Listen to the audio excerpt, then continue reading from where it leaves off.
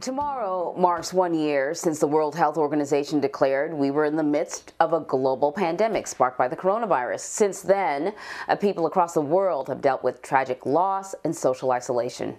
So I'd like to bring in Dr. Geri-Lynn. She's a psychologist who's joining us to talk a little bit more about the mental health impact of this pandemic. Thank you so much for joining us. And part of the reason that we are talking about this now, we've talked about this before, but now it's significant because, as we mentioned, it's been a year. I've had a number of conversations with people who have looked back. You know, where were we a year ago? A year ago, I thought I was taking 2 weeks to work at home because 2 weeks was the incubation period for this virus, and we were just learning about it. I figured I'd be back in the studio.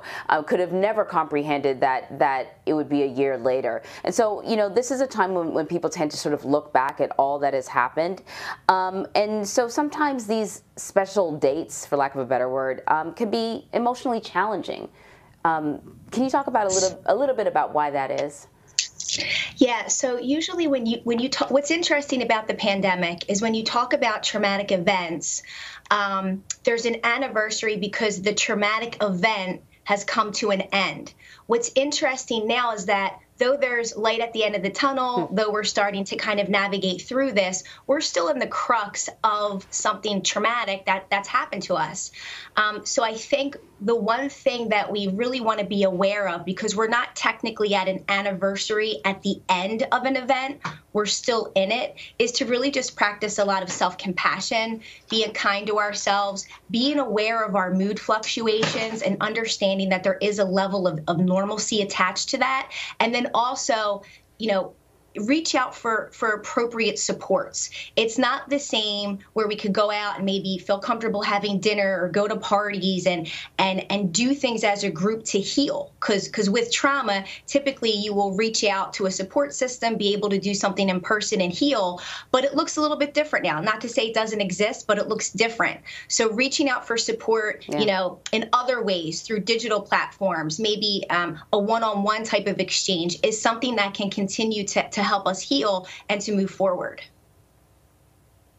Yeah, and depending on where you were when this all started, sort of emotionally and mental health wise, it's going to have a different sort of impact on you. So a study published in JAMA Psychiatry last month found emergency department visit rates for mental health conditions and drug overdoses were higher from mid-March to October 2020 than during the same period in 2019. I remember, I think recently, either reading an article or listening to a podcast, particularly about drug addiction and how, yes, many of these people who are recovering from drug addiction sort of continued their regular meetings online, Zoom meetings, but there's something very different about gathering with your support system via Zoom versus, that weekly ritual of going to, a church basement, sitting in a circle, being there in person. So when you hear about sort of that spike in mental health sort of issues and also drug overdoses, what do those numbers tell you? Yeah, well, it breaks my heart because working with people who struggle with substance abuse disorders is my specialty. It's a population of people that's very near and dear to me. So what I see is that we as human beings crave human contact. We like to be in front of each other. We like to be around each other. You're absolutely right. There's digital platforms, there's Blue Jeans, there's places where you can participate in a Zoom meeting. But what the pandemic has done for people who struggle with substance use disorder and even other severe mental illness prior to it is it's exacerbated it. It's taken it to a different level because we have been stressed to our max. People who struggle with substance use disorders typically have a history of poor coping strategies. So now when you put the pandemic and the pressure of the pandemic, job loss, grief, and all of that together, it kind of tees somebody up for relapse because they revert back to their old ways of dealing with stress through using. So that's what we're seeing. We're seeing a response to the event and dealing with things in a poor way, poor coping strategies, and using to kind of numb out from what's going on around us. And again, people who struggle with substance use disorders, they've always done this and they've gotten clean time and they've done well, but this has kind of stressed them to the max. And because it has stressed them to the max, they revert it back to old ways, if that makes any sense. Yeah, it makes a whole lot of sense. We know sort of worldwide this pandemic has killed 2.6 million people, nearly 530,000 people just here in the U.S. But, you know, for a lot of people, they didn't have a loved one who has succumbed to this virus. They managed to keep their job. Yes, they are socially isolated, but maybe they have, you know, close family members within the same house.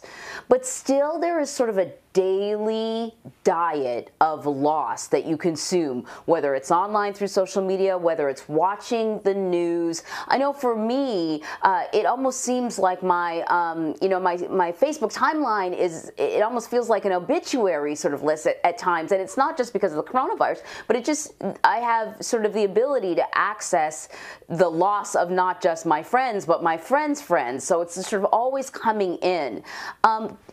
Could it make sense that you could still sort of feel traumatized by the last year, even if you personally don't know anyone who died, didn't lose your job, and by and large your life is intact?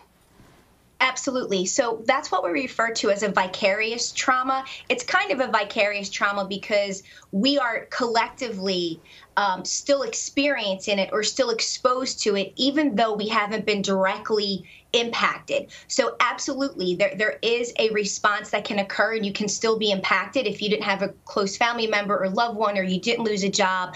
And a lot of that has to do with what you touched upon, which is in today's world, we have such access to so much information that's right at our fingertips. And though there's a lot of positive things about that, sometimes it can be negative, because if you're scrolling on social media and you're constantly consumed and you're hearing about all of these terrible things that are happening, even if it's twice or three times removed, and then you go and you decide to put the news on, which is great, but taking it in small chunks and consuming your information via, you know, different media outlets in small chunks is really what's important. Because for myself, when the pandemic started, I had, you know, the news on in the background through my whole work day. And it actually, I noticed in myself the anxiety, and I started to feel fearful, and I started to feel helpless. And that is a trauma response. So what I did to take care of myself is I limited the amount of media, social media, and traditional media outlets to the information I needed, and then kind of moved on, because you can, you know, experience a traumatic impact and increase anxiety, feelings of helplessness if you constantly expose yourself to negative information. Yeah, you know, Doctor, as you're speaking, I was thinking like it's sort of a bit of a put yourself on a media diet. And I thought, oh, it just follows the arc of the pandemic, how, you know, when all of us were at home working, many of us were eating more than we normally would. And then we realized we need to course correct and scale back on food, and perhaps even sort of scale back on the media a little bit too. Not CBSN, of course. You're just watching us every morning. But I love that media diet. I'm going to use that. I love that media diet saying. So thank you for that. You may have that. Dr. Geri-Lynn Utter, thank you so much. Thank you.